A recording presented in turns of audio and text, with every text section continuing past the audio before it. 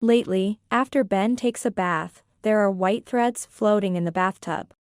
When I ask Ben about it, he just avoids the question. The night before Ben went on a business trip, he gave me some aromatherapy oil that was said to help with morning sickness. I used it every night as Ben told me to. But then I started experiencing severe pain in my lower abdomen and had to call an ambulance. When I explained the situation at the maternity clinic, the doctor started shaking. The doctor said it was an aroma that could endanger both the mother and the baby. Suspecting Ben's infidelity, I called his company and found out that he had taken days off coinciding with Bonnie. I went to Bonnie's apartment and waited in the car.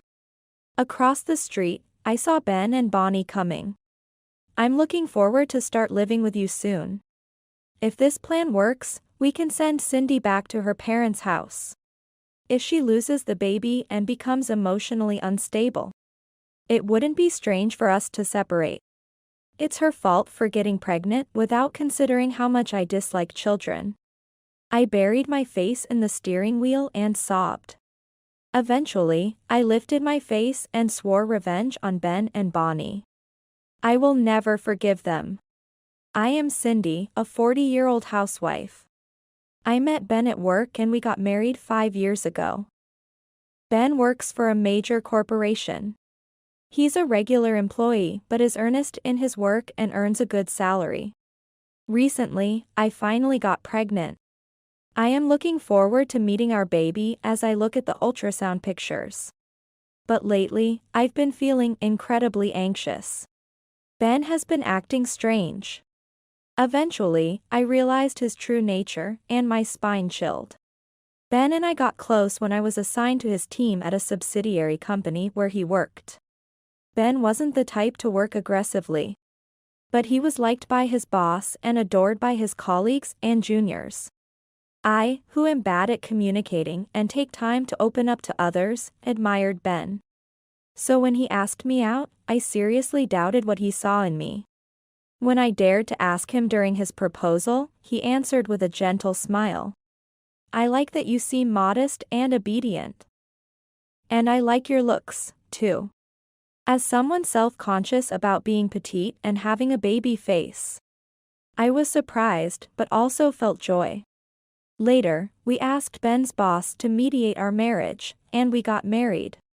The first year went by without any major issues, as we were both excited about our new life together. However, as the second year approached, I started to struggle with balancing work and household chores. Ben, who had promised to share the household duties before we got married, started to leave all the chores to me. "I know it's hard since you work full-time too, but I just can't relax in a messy house." I was puzzled by Ben's complaint. I kept up with the dishes and laundry diligently. It was just that I couldn't find time to vacuum every day, so there was a bit of dust in the corners. I wipe with a cleaning sheet every day. It's a condominium, after all.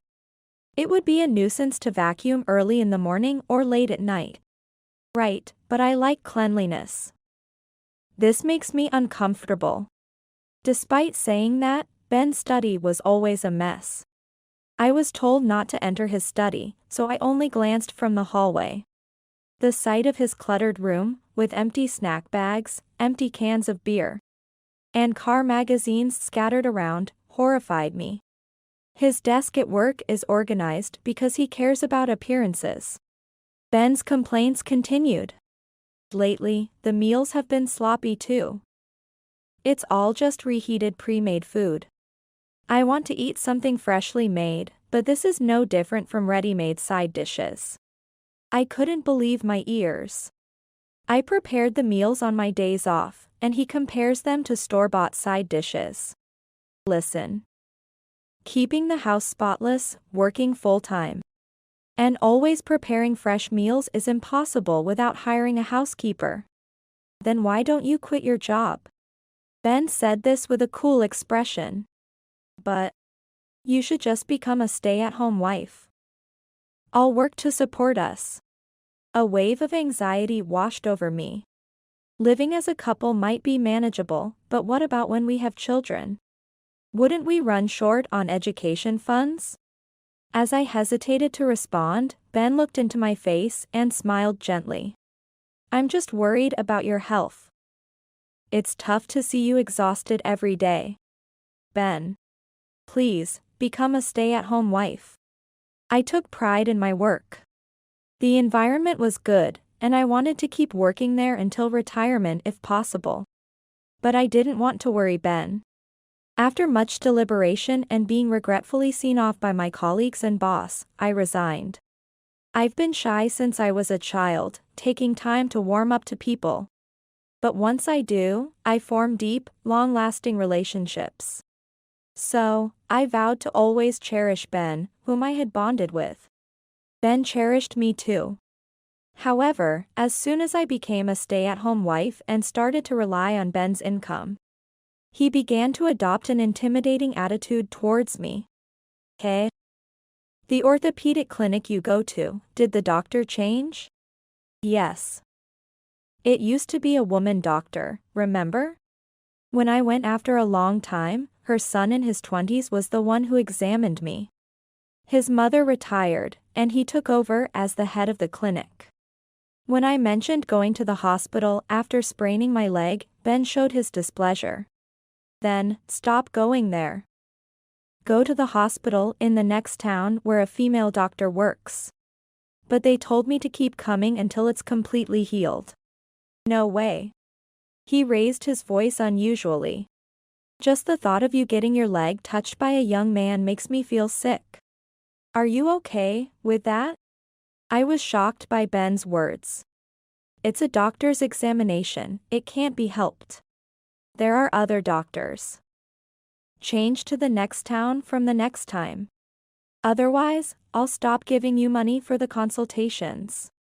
Reluctantly agreeing to Ben's wishes, I changed to a hospital in the next town. I laughed to myself, thinking how jealous he was, but it soon stopped being a laughing matter. The next thing Ben complained about was my regular hair salon. When I said I would have to go to a male hairdresser next time. Because my usual stylist was on maternity leave, he secretly went to the salon. Only to come back and find fault. That guy is no good at cutting hair. Paying $50 for such a cut is a ripoff. Why don't you change to someone else? I was startled internally, but calmly explained. That's the going rate around here. He's well regarded among people I know for being skilled. How? He's just popular for his looks. He's definitely making moves on his clients. Don't say that. He has a wife and kids. Then it's an affair. Ben sneered. Just thinking of him touching your hair with those sleazy hands makes me so angry I can't sleep at night. Huh? It's just a haircut. Stop making a fuss. Despite my objection, I eventually switched to another salon because he wouldn't stop nagging. Soon, Ben started to find fault even with me going out for a bit. It's strange for a housewife to be out and about all the time. You should be more devoted to your husband. What's that about? I do take care of the housework properly. I didn't quit my job just to be cooped up at home. Hey, I want to go back to work. I think I can manage it if it's part-time. No. Ben flatly rejected the idea. The housework will surely be neglected. I'm supporting us, so what are you dissatisfied with? I was at a loss for words at Ben's frowning face. When I discussed this with my university friend, Ariel, she was also astonished. Ariel works in the HR department at Ben's workplace. Ben listens to our opinions at work and doesn't exhibit any disdain towards women. But I guess he's different in private. He uses male chauvinism as a weapon, and it's stressful. But I don't want to fight with Ben, and since he doesn't verbally abuse me, I'm at a loss on how to handle it. Sipping coffee at a cafe, I sighed. If it gets any worse, consult me. I'm on your side, Cindy. Yeah. Thank you. Although I smiled in response, I gradually became reluctant to go out and started to spend my days in a gloomy mood. One day, I felt unwell for a while. When I tried a pregnancy test, it was positive. I couldn't help but scream in the bathroom. I was overjoyed to tears, having almost given up due to my age. When Ben came home and I told him, he stiffened for a moment before forcing a smile. Really? I can't believe it. Me neither. I'll go to the hospital tomorrow to get it checked. I'll make sure it's a female doctor. When are we going to tell my parents? Let's wait until I enter a stable period. Right. We don't know yet if it will be born safely. Though I felt uneasy at Ben's words, it was the truth. For now, I decided to focus on giving birth to a healthy baby. However, contrary to my buoyant heart, Ben seemed unwelcoming of the pregnancy. He had always said he wasn't good with kids. And we had agreed to give up if we couldn't conceive naturally. But I had hoped he would change his mind once we had our own child. I thought, people who aren't good with kids often end up loving their own. Knowing many such cases around me. So, I casually brought up baby-related topics every day, hoping to make the pregnancy feel more real to him. Modern names are so stylish, aren't they? I hear gender-neutral names are in trend these days too. I kept talking to Ben, who was absorbed in his phone. What kind of names do you like, Ben? Can't you see I'm busy? I'll leave it up to you, Cindy. His indifferent attitude was disheartening. On another day. You're taking a day off soon, right? There's a prenatal checkup on that day. Let's go together. Why should a man go? It's got nothing to do with me. I felt my face stiffen. It's got nothing to do with me is not something a father should say. Ben added, half-jokingly. I'm not good with horror movies. So I'm not going to be in the room when you give birth, okay? I was utterly disappointed by the comparison. Here I was, facing childbirth, a life-risking endeavor. However, plagued by morning sickness, I didn't have the energy to argue with Ben. Nausea, drowsiness, and lethargy made it nearly impossible for me to stand in the kitchen or do any cleaning. It wasn't unusual for me to spend the entire day lethargically on the sofa. I was worried Ben would complain. But it seemed even he found it difficult to grumble. When I had to rush to the bathroom so frequently. While carrying laundry through the hallway, I remembered hearing the shower running. Come to think of it, there were always white threads floating in the bathtub after Ben bathed. Thinner than hair, when scooped up, they were about 3 centimeters long. When I asked Ben about it, after a brief silence, he chuckled and shrugged. That's just dirt. You've been slacking on cleaning the bath, haven't you, Cindy? No, it's nothing like that. I can't quite explain it. Yeah. Let's try to clean more diligently, shall we? I felt brushed off, but wanting to avoid a confrontation, I decided not to pursue it further.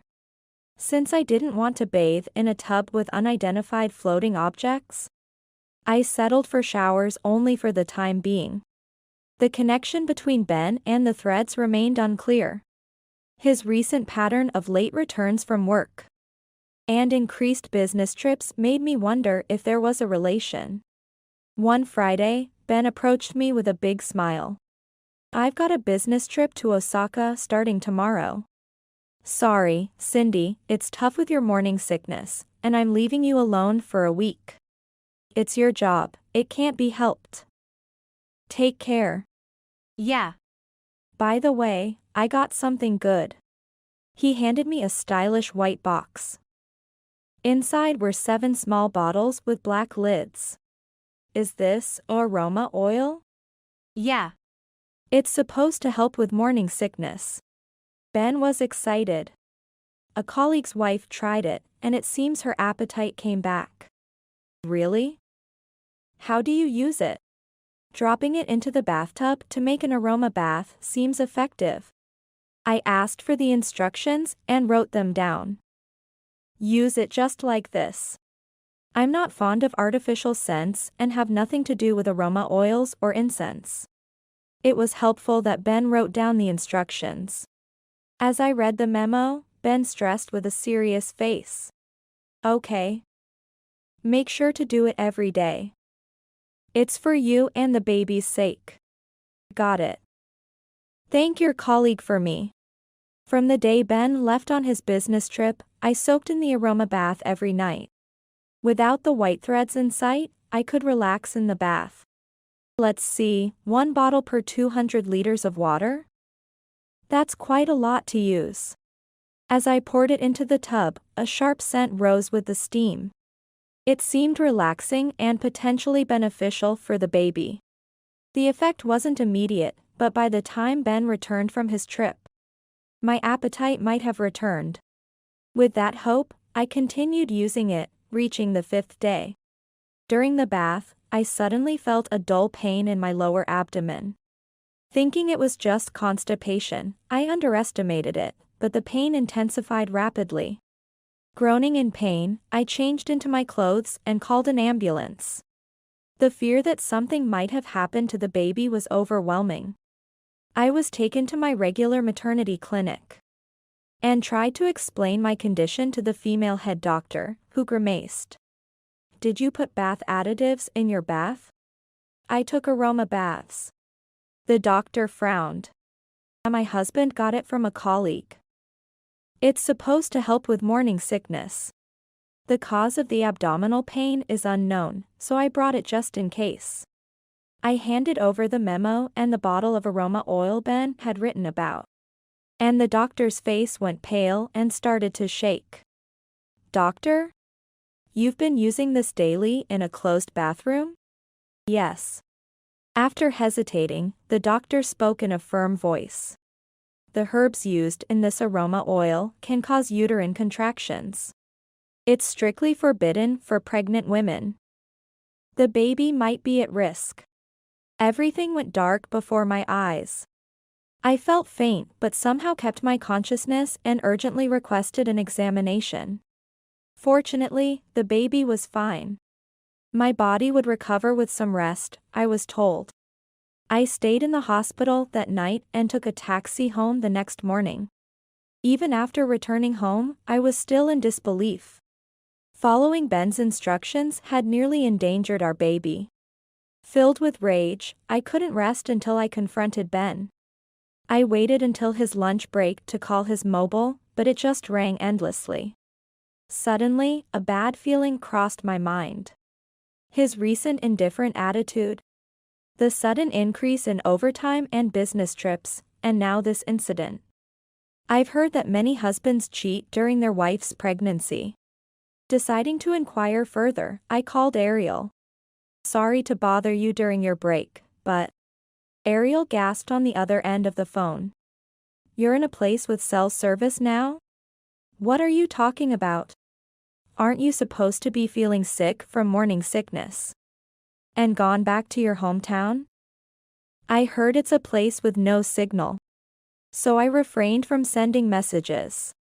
With Ben taking care of you, I thought everything would be okay.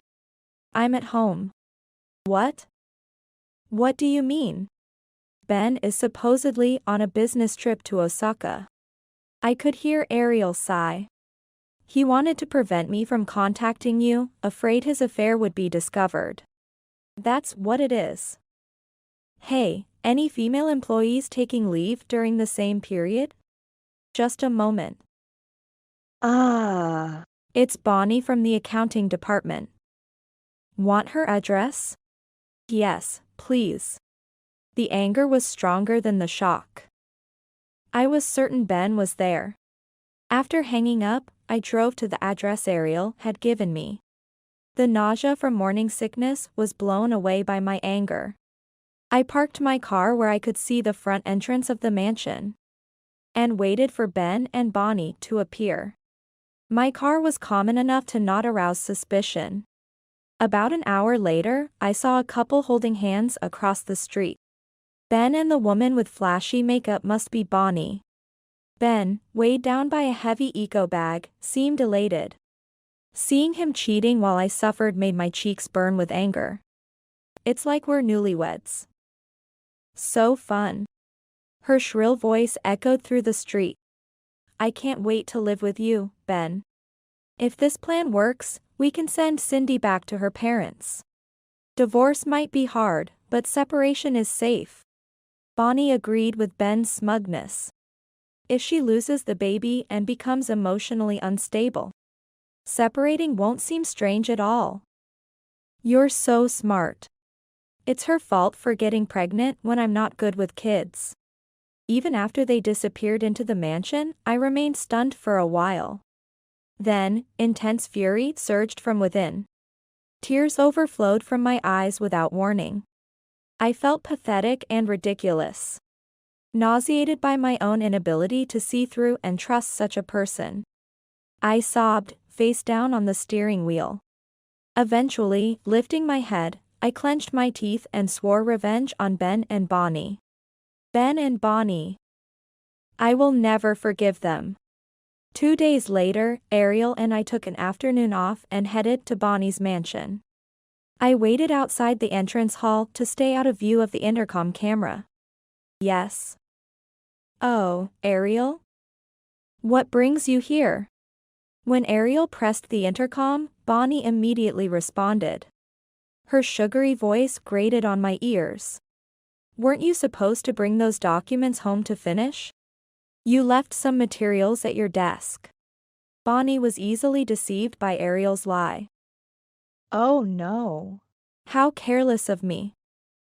Thank you. I'll go and get them now. It's okay. I'll deliver it to your room. Really? Then, please. I'll buzz you in. Once the door opened, we took the elevator up to Bonnie's room. To avoid being caught on camera, I stayed back while Ariel summoned Bonnie. Soon, the door opened to reveal Bonnie in a hair turban and loungewear. A shower in the mid-afternoon, how luxurious. They might have plans to get cozy later. Ariel, you're a lifesaver. Really dependable, eek. Bonnie let out a sharp scream when I suddenly appeared. She tried to close the door, but I wedged my bag in. Forced my hand through the gap, and pried the door open. Bonnie, resigned, allowed Ariel and me to enter. From a half-opened room, I could hear Ben talking in baby talk. Creeping down the hallway, I peeked into the room to find Ben, in just his underwear. Lowering his eyes as he brushed a long-haired cat. Kit, stay still, you're such a good boy. I'll give you a treat later. Your fur is so silky today, the most handsome cat in the world. Meow. So, the mystery of the white threads was solved. They were hairs from a white cat. No wonder if he brushed the cat half naked, hairs would be everywhere. Did he not even rinse off before soaking in the bath? Knowing that his pregnant wife would use it after? Ugh. Disgusting. My anger boiled as I saw Ben affectionately caring more for his affair partner's cat than our unborn child. The first to notice my resentful gaze was the cat. It flinched, looking scared, and fled to a corner of the room. What's wrong, Kit? Let's play with Daddy. Since when did you become a cat's father? Or did you get Bonnie pregnant too? Upon my entrance, Ben's eyes widened. Why? Ben, your actions were too careless. Ben startled as Ariel appeared behind me. That's right, you're friends with Ariel. With a resigned sigh from Ben, Bonnie clung to him from behind. Ben, we got caught. It's okay, Bonnie. Leave it to me. Ben, standing proudly in just his underwear, was almost comical in this situation. Making me want to laugh despite everything. How are you feeling, Cindy? I've told you countless times about my morning sickness. No, I mean, if you could come here, you must be fine, right?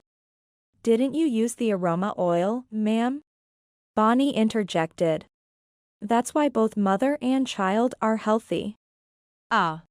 Right. You should trust your husband more. Their smugness and Ben's disappointed look enraged me. I did use it. I was so happy thinking Ben was concerned about me. Then I was struck with severe pain and had to call an ambulance. I was nearly too late. I shouted at them, and Bonnie cut in with her saccharine tone. What a pity. A baby that's not wanted by daddy should just disappear. Excuse me? Do you realize what you've done? You tried to take the lives of both me and my baby. That's not true. Ben chuckled dismissively. It's not even born yet, so it's weird to treat it like a person. Or are you even pregnant? You just said that to grab my attention because you sensed I was cheating, right? Exactly. And the whole morning sickness thing was just an act, wasn't it? Their laughter made my brain feel like it was boiling. I showed you the ultrasound. Or you borrowed it from another pregnant woman. Your stomach is flat, so I can't trust you. Maybe it's someone else's baby. Enough from you too. Despite Ariel's scolding, Ben and Bonnie just kept smirking. Well, even if it is my kid, I don't want it. The word unwanted tore through my heart. You did this without my consent, doing whatever you want. Such unnecessary behavior. Hey, why are you so against this? Does the idea of becoming a father scare you that much? Are you not good with babies? When confronted, Ben frowned and retorted. Of course, I hate it. Who's going to take care of me when the baby is born? Ben vented his frustrations about me. Cindy, you were cute when we got married, but you've become ugly as you aged. Pregnant, you're even worse. Thin, pale, your skin's rough. You've lost all femininity. He pointed at me, yelling.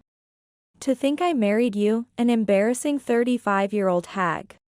Well, Ben, you've gained weight and are losing hair. Becoming quite the middle-aged man yourself. My words were completely ignored by Ben. And lately, all you talk about is the baby. Have you forgotten I'm the priority? You're my wife, you should prioritize me. I don't care about the baby in your stomach. I was dumbfounded by his claims. Such childishness. Knowing someone like him would be the father meant misery for both me and the baby. Bonnie, who had been gleefully listening to Ben's tirade, chimed in.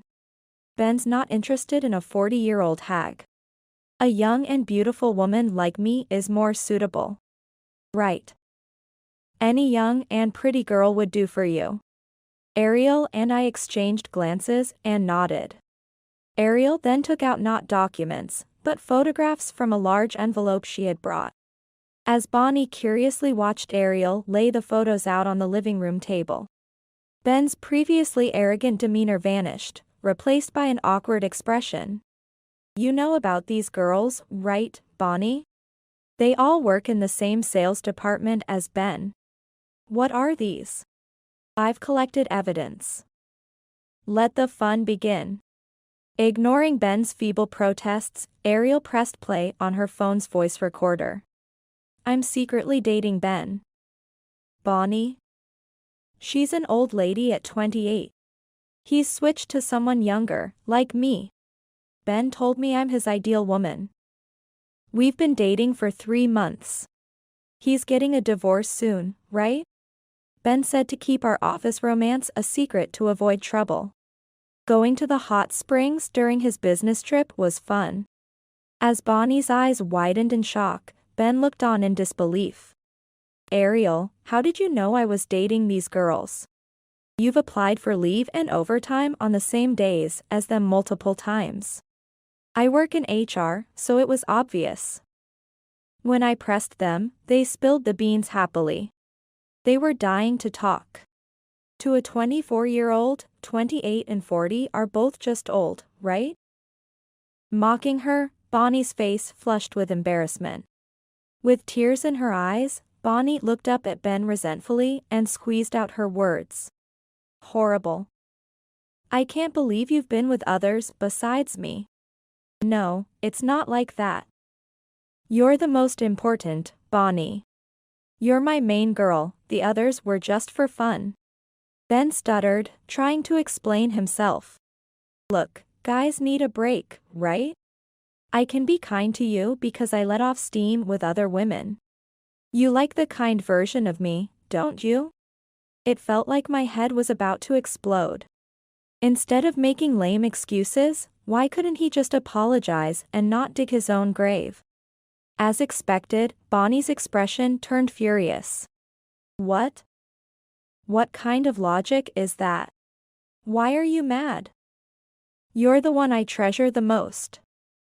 Shouldn't you be happy? Who do you think you are? I didn't think you were such a person.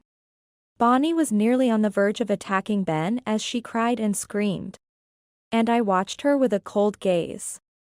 What are you saying? It's because he's this kind of person that he cheats without remorse and has zero paternal instincts. He even tried to get rid of the baby, right? Bonnie stopped crying and stared at me intensely. Both of us lacked judgment in men. Shut up. Don't lump me in with you. She snapped at me and then turned her anger back on Ben. Don't think you can do this to me and get away with it. That's my line. Playing the victim, but you were complicit with the aroma oil, right? I told Bonnie sternly. I've reported it to the police. Both of you will be arrested for assault. Be prepared. Of course, I recorded everything you said today as evidence. Ben looked at me with a panicked expression. Arrest? Are you going to rat out your husband to the cops? If you do that, the baby's father will be a criminal. The hospital has a duty to report. I think the chief has already reported it. Don't worry, we're getting a divorce. Ben and Bonnie exchanged wary looks, then started frantically defending themselves. I had nothing to do with it. The planning and execution were all Ben's ideas. Hey. When I complained about my nagging wife, it was you who said to make her sick with aroma oil to drive her out. What? You were the one who came to me saying you were tired of her, but divorce was too hard. You asked if there was a good way out. The aroma oil was a brilliant idea. Such a scary woman. Do you have a criminal record or something? The nerve. Ugh. This is the worst. I went along with it because you said it would be fine, then you cheat on me with other women. And everything gets exposed so easily. I should have never gotten involved with you. As Bonnie continued to cry and scream, Ben clicked his tongue in annoyance. Annoying. Women think crying will get them forgiven. Such stupid creatures. At that moment, someone rang the intercom. Yes, we've been expecting you. Please come in. Ariel responded cheerfully, and Ben asked in confusion. A visitor? Yes. Our division head. Bonnie suddenly stopped crying. The division head? I live-streamed our conversation to the company's group message. Then he decided to come over. Ben paled significantly. No surprise there. The division head had served as the mediator at our wedding. Thus, Ben had tried to avoid divorce to not disgrace the division head, attempting instead to make me sick and send me back to my parents. Ariel let the division head in without paying attention to Ben's panic. After a while, the division head appeared, his face ablaze with anger. Ben, with a strained smile, and Bonnie faced the division head as he declared. Both of you will be transferred to a clerical department starting tomorrow. No way. I was just caught up in this. I was about to be promoted to section chief in the spring personnel changes. Will this delay my career? The division head's temples bulged with veins as he glared sharply at Ben. I had high hopes for you because you seemed diligent. But to think you were such a person. I'm disappointed. But, sir, it's her fault. I didn't even want a child. And she went ahead and got pregnant on her own. The division head glanced at Ben with icy eyes as he tearfully pleaded.